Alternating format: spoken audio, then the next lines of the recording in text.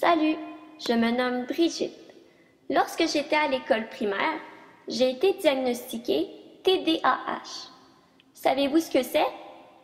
Dans cette courte vidéo, je vais vous informer sur ce qu'est le TDAH, ses caractéristiques et ses manifestations en classe.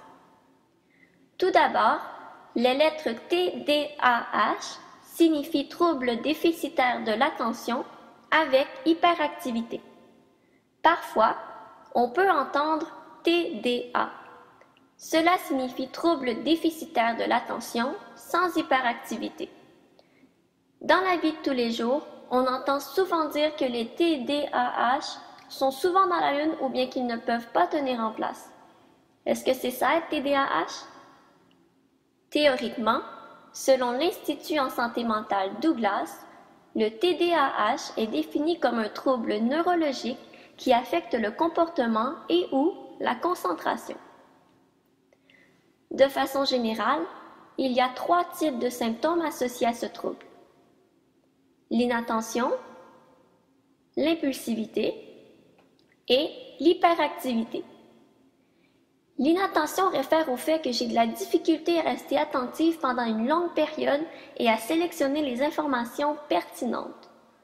Pour sa part, l'impulsivité se manifeste par des gestes ou des actions que je ne veux pas car elles ont été précipitées.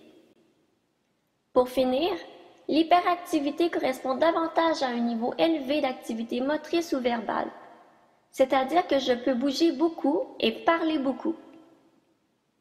Maintenant, voici de quelle manière ces 3 groupes de symptômes peuvent se manifester concrètement en classe.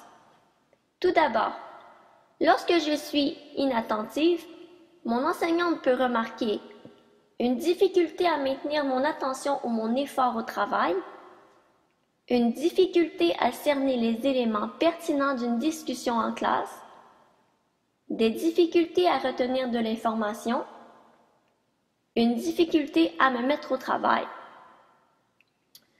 Lorsque je suis plutôt impulsive, mon enseignante remarque une difficulté à me contrôler, une difficulté à maîtriser mes réponses corporelles et verbales et une prise de décision rapide. Pour finir, lorsque je suis hyperactive, mon enseignante note chez moi une difficulté à rester assise en position d'écoute. Il est important de spécifier que chez chaque personne, ces groupes se manifestent à différents degrés et différemment. Voilà, j'espère qu'il est maintenant plus facile pour vous de définir ce qu'est le TDAH et d'en reconnaître les caractéristiques. À la prochaine!